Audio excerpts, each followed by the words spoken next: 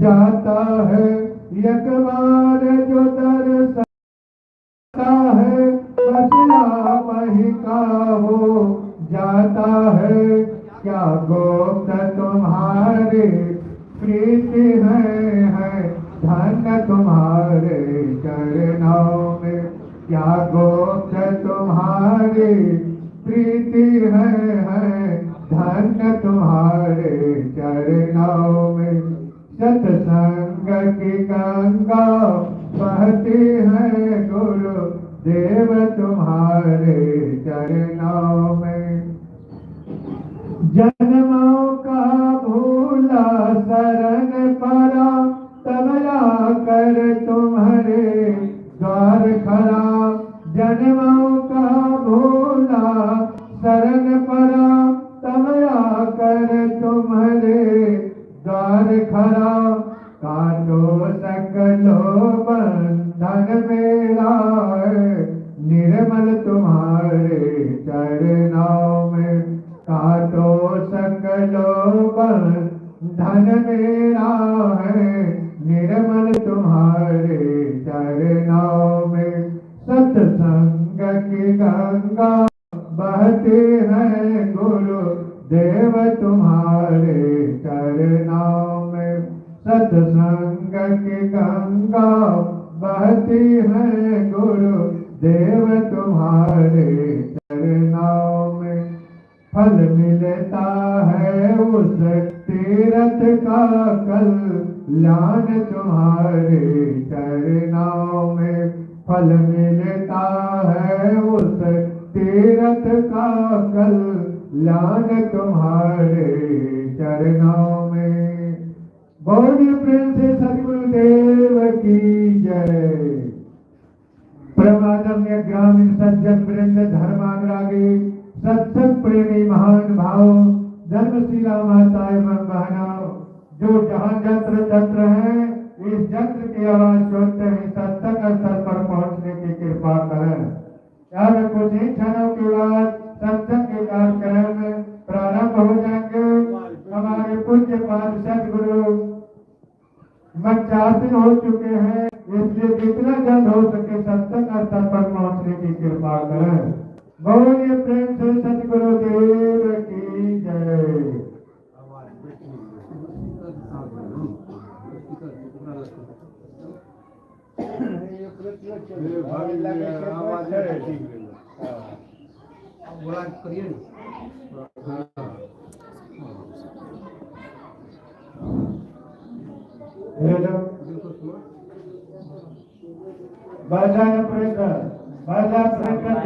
दिलखुश कुमार तुम जानते हो कृपया मंच के नजदीक आने की कोशिश करो। दिलखुश कुमार तुम जानते हो कृपया मंच के पास आने की कोशिश करो। बोलिए प्रेम से सदगुरुदेव की जय। सदगुरुदेव की जय। सदगुरुदेव की जय।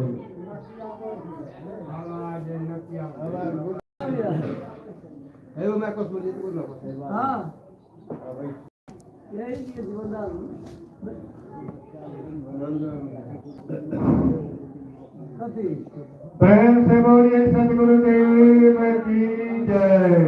सदगुरुदेव की जय। सदगुरुदेव की जय।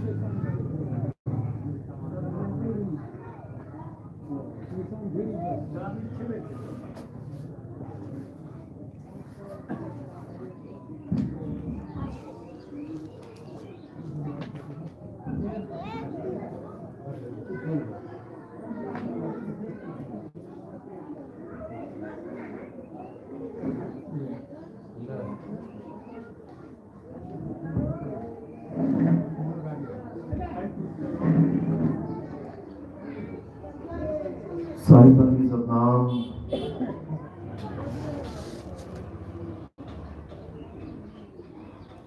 तो परमात्मा की कृपा से एक बार फिर इस गांव में मूल ज्ञान का प्रचार होने जा रहा है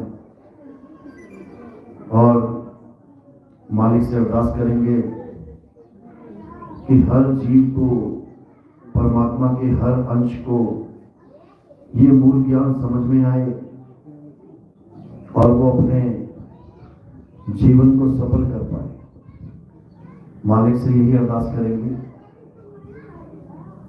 क्योंकि जब से ये दुनिया बनी है तब से ये परमात्मा का जीव जगह जगह भटकता फिर रहा है, जगह जगह जन्मता मरता फिर रहा है, जगह जगह भ्रमित होता फिर रहा है और चाहता है ये कि मैं मुक्त हो जाऊं। हैं ऐसे बहुत से जीव जो चाहते हैं कि ये जन्म मरण का रोग खत्म हो जाए, लेकिन सतगुरु ना मिलने के कारण, सतगुरु से भेंट ना होने के कारण इसको रास्ता नहीं मिल रहा। चाहता तो बहुत है ये, लेकिन इसको ऐसे गुरु मिल जा रहे हैं जो इसको सुलझाने की जगह और उलझा देते हैं, जो इसको सीधा रास्ता बताने की जगह टेढ़ा रास्ता बता देते हैं, जो इसको मालिक की सहज भक्ति के जगह जप तप व्रत पूजा पाठ हवन यज्ञ तीर्थ परिक्रमा में उलझा देता है। मालिक का जीव चाहता है कि मैं मुक्त हो जाऊं, लेकिन इसको बंधनमयी भक्ति बता देता है, इसको मंदिर मस्जिदों में उलझा देता है। पूरा पूरा दिन मंदिरों में, मस्जिदों में, गुरुद्वारों में, चर्च में ये जीव भटकता रहता है और सोचता है शायद मंदिर जाने से मेरी मुक्ति हो जाएगी, शायद मस्जिद जाने से मुक्ति हो जाएगी, नमाज पढ़ने से मुक्ति हो जाएगी, शायद अरदासें करने से या गुरु ग्रंथ साहब पढ़ने से मुक्ति हो जाएगी, शब्द गाने से मुक्ति हो जाएगी, शायद चर्च में जाके प्रेयर करने से मुक्ति हो जाएगी, बाइबल पढ़ने से मुक्ति हो जाएगी। हर जीव किसी न किसी भरम जाल में अपने जीवन को उलझा के बैठा है। हर जीव किसी न किसी 52 अक्षरों में अपने आप को बांध के बैठा है। कोई हिंदू धर्म में आरती गा रहा है, वो भी 52 अक्षर है।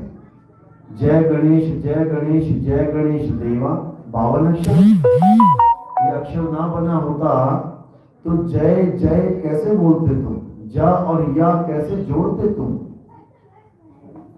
कैसे तुम भगवान को खुश कर पाते। आज तो सोचते हो खूब आरतियां गाएंगे, खूब ढोलकियां बजाएंगे मंदिर में, भगवान खुश हो जाएंगे। जब रात में मैं वापस आया, मेरी बस कैंसिल हो गई थी। हम लोग तो ठीक टाइम पे पहुंच रहे थे, लेकिन बस कैंसिल हो गई, जाना ही कैंसिल हो गया उसका, तो फिर मुझे वापस आना पड़ा। जब मैं वापस आया तो मंदिर में रात में ढोलकियां बजा रहे थे कुछ लेडीज।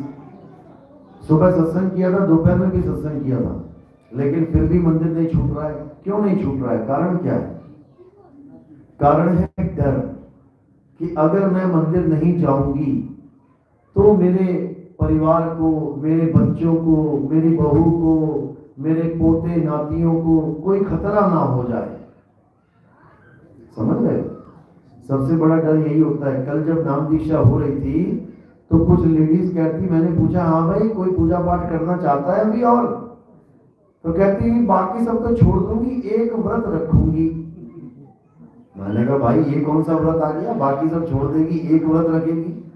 कहती वो रखना पड़ता है, मजबूरी है। किस बात की मजबूरी है? कहती घर में कहीं कोई खतरा ना मंडरा जाए, कोई दिक्कत ना आ जाए। मैंने कहा कमाल हो गई भाई, घर में क्या पूजा करने से दिक्कत भाग जाती है? अगर पूजा करने से दिक्कत भाग जाती है तो सारी दुनिया तो पूजा कर रही थी, कोरोना आया, दिक्कत आई ना, सब पे आ गई। कितने लोग मरे? अनगिनत लोग मरे। कौन से धर्म के मरे?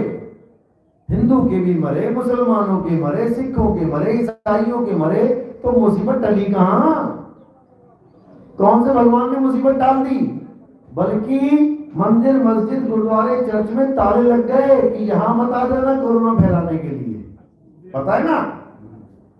तो जब भगवान के मंदिरों में ताले लग गए, मुसीबत में भगवान ने भी साथ छोड़ दिया, तो तुम कौन से घर में जी रहे हो? क्या हिंदू की मौत आती है तो मरता नहीं है?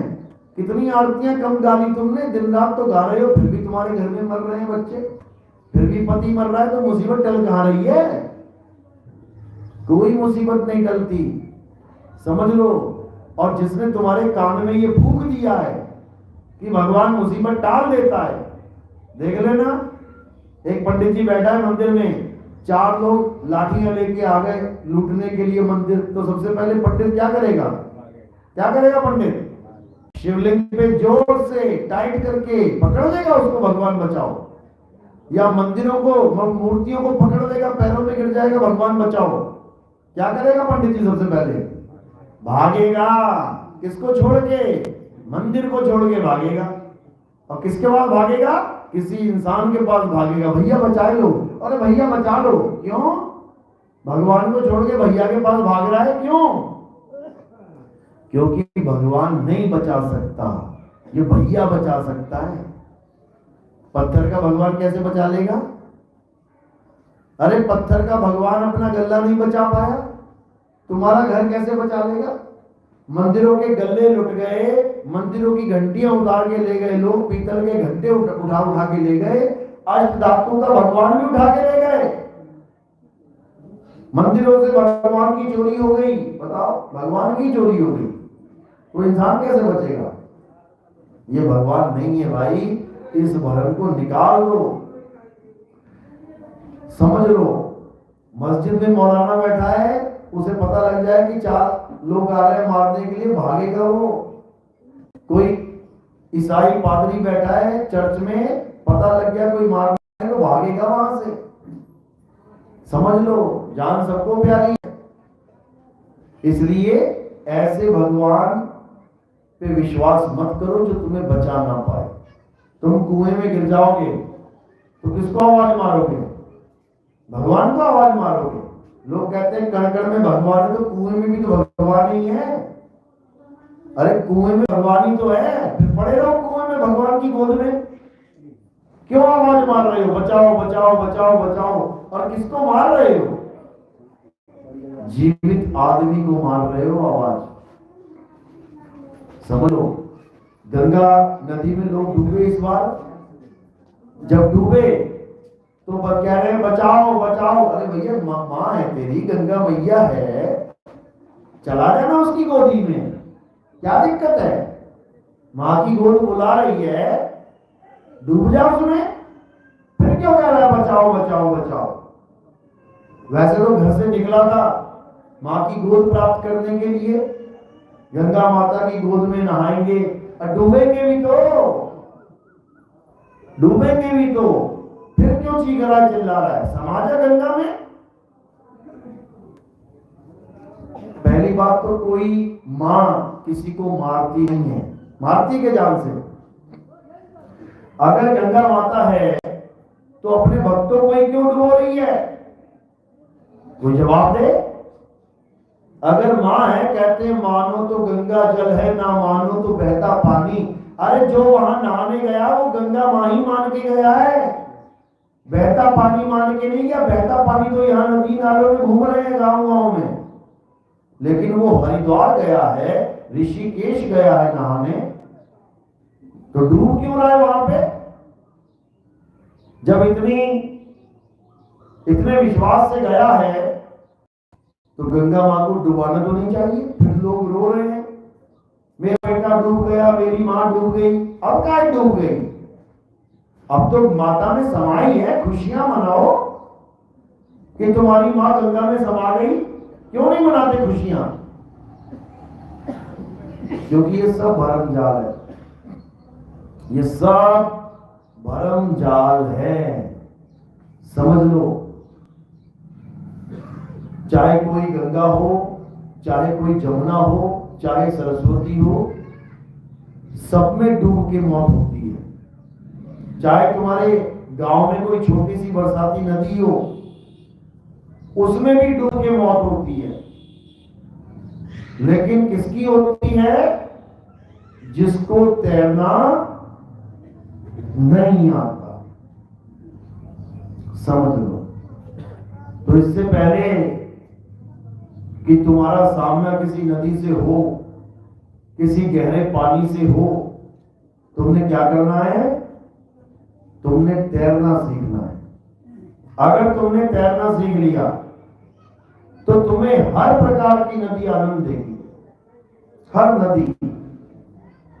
फिर क्या गंगा, क्या यमुना, क्या गोदावरी, क्या नर्मदा, हर जगह तुम निर्भय होगे उसमें छलांगे मारोगे।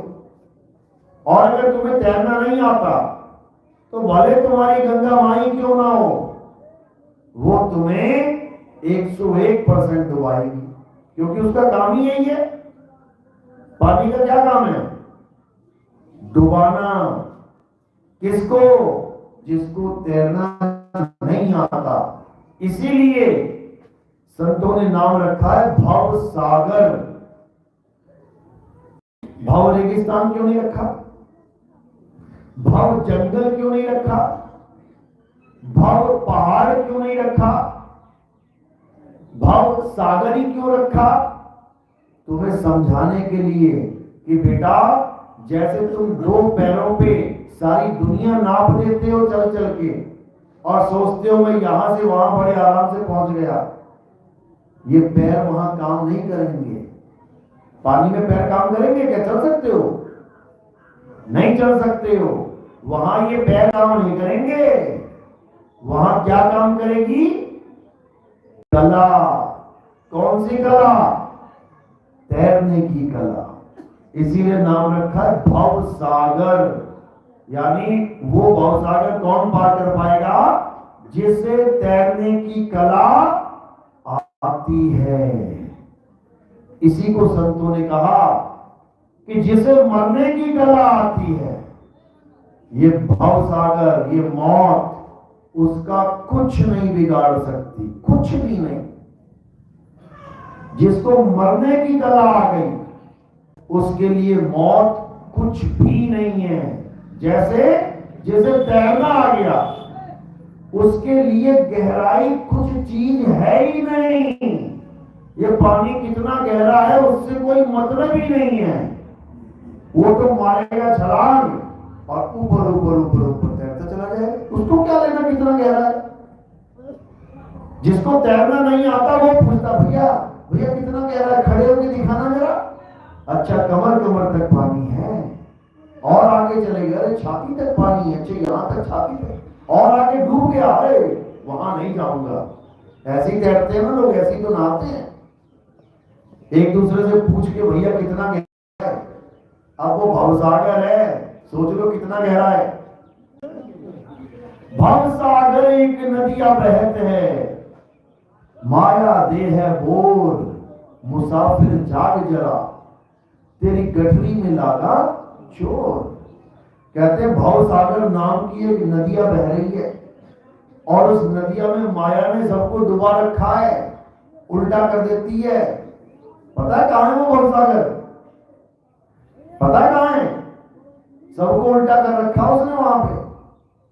आएगा मां का गर्भ, सबको बोल रखा उसने, सिर नीचे पैर ऊपर, उल्टा कर रखा है सबको। क्या देवी देवता, क्या अवतार, क्या आम इंसान, क्या दक्ष यक्ष गण गंधर्व, किसी को न छोड़ती वो, सबको उल्टा टांग देती है भवसागर में। कहते भवसागर एक नदियां बहते हैं, माया दे है बोर, मुसाफिर जाग जरा, तेरी गठरी में लागा चोर। अब ये चोर कौन है? इसको समझ लो। अरे 5, 25, 3 है चोरवा, जिन मिल कीना शोर, मुसाफिर जाग जरा, तेरी गठरी में लागा चोर। चोर कौन है? 5, 25, 3 है चोरवा। 5 क्या है? ये 5 तत्व, ये 5 तत्व हैं जिसको देख देख के तुम मगन हो रहे हो। ये सारी संसार किससे बना है? सारा संसार 5 तत्व है। ये संसार तुम्हें इतना मोहित कर रहा है। अरे कितनी बढ़िया बिल्डिंग है, अरे क्या बात है, हीरे मोती जवाहरात सोना चांदी कार बाइक, क्या है ये सब? ये 5 तत्व हैं, चोर हैं, ये ठग रहे हैं तुम्हें। 5, 25, अब ये 25 क्या है? ये तुम्हारी प्रकृतियां हैं। ये प्रकृति यानी 5 तत्वों की 5 प्रकृति कितने हो गए? 5 पंजे 25।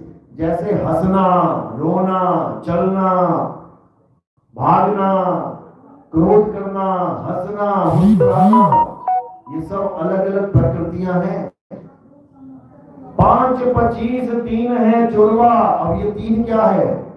ये 3 गुण हैं, रजोगुण, सत्वगुण, तमोगुण। अरे 5, 25, 3 है चोरवा, इनमिल कीना शोर मुसाफिर जाग जरा, तेरी गठरी में लागा चोर। तो साहिब समझा रहे हैं कि इससे पहले कि चोर अपना काम कर जाए, जाग जाओ, जाग जाओ। तो कह रहे हैं जागने का मतलब ये नहीं कि तुम मंदिर जाना शुरू कर दो, मस्जिद जाना शुरू कर दो कि मेरा लड़का नास्तिक है, कुछ दिनों के बाद कोई बीमारी आ गई, अब डर के मारे मंदिर जाने लग गया, तो कह रहे हैं अब आस्तिक है। पहले नास्तिक था, अब आस्तिक है। अभी भी आस्तिक नहीं है, अभी भी नास्तिक ही है। समझ लो आस्तिक क्या होता है? जो अपनी आत्मा को जान लेता है, जो अपनी आत्मा के लिए, जो आत्म तत्व के लिए भक्ति शुरू कर देता है, वो आस्तिक है। और जो अपनी आत्मा के अलावा पत्थर, पानी, हवा, अग्नि, आकाश, सूरज, चांद, इनकी पूजा करने लग जाता है, तो एक तरह से वो नास्तिक है। क्यों? वो जड़ तत्वों की पूजा कर रहा है, कैलेंडर की, फोटो की, मूर्ति की पूजा कर रहा है। किसने बनाई?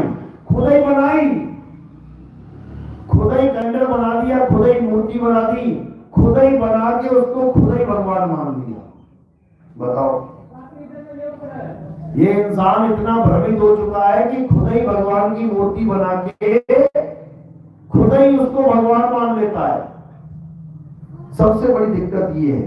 तो क्या करना है? उसको जानो जिसने तुम्हें बनाया है, उसको मत पूछो जिसको तुमने बनाया है।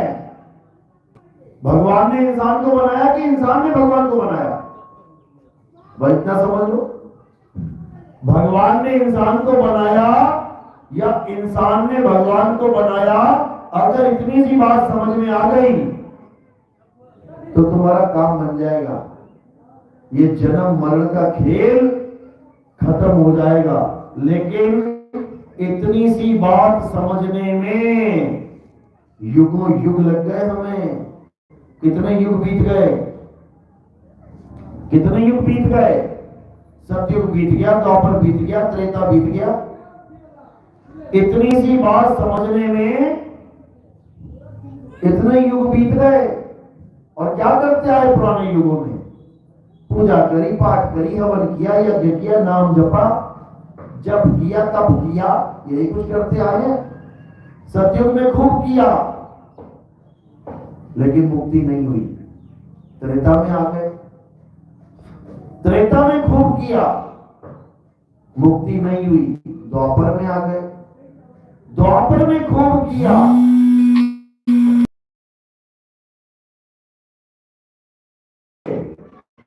तो फिर वापस आएंगे। मुक्ति नहीं हो सकती। और सारे ग्रंथ चीख चीख के यही समझा रहे हैं कि मुक्त हो जाओ, मुक्त हो जाओ, आगे बंधन बहुत खतरनाक है। ये इंसान जन्म तुम्हें एक बार दिया गया है मालिक की दया से। ये इंसान जन्म इतना आसान नहीं है जितना तुमने सोच लिया। इसको नशों में उलझा दिया, दारू पी रहे हैं, मीट खा रहे हैं, व्यभिचार कर रहे हैं। ये इतना आसान नहीं है जितना तुमने समझ लिया। 84 लाख योजना भगवानों के साथ क्यों न बैठी हो? भगवानों के साथ क्यों न बैठी हो? कृष्ण जी के साथ गाय बैठी है, शंकर जी के साथ सांप बैठा है, नंदी बैठा है, देखोगे गणेश जी के साथ चूहा बैठा है, भैरव के साथ कुत्ता है। देखो जानवर देवताओं के पास भी हैं, लेकिन एक को भी कपड़ा नसीब नहीं है। सारे नंगे के नंगे घूम रहे हैं। कपड़ा किसे नसीब है? केवल इंसान को। इंसान के अलावा बता दो कोई जानवर कपड़ा पहन के घूम रहा है? इंसान पहना दे, कुत्ते को पहना देते हैं, बिल्ली को पहना देते हैं, वो बात अलग है। लेकिन कहो कुत्ता ही कपड़ा बनवा के पहन ले, बिल्ली पहन ले, ये मुमकिन नहीं है। तो यानी केवल इंसान रूपी जानवर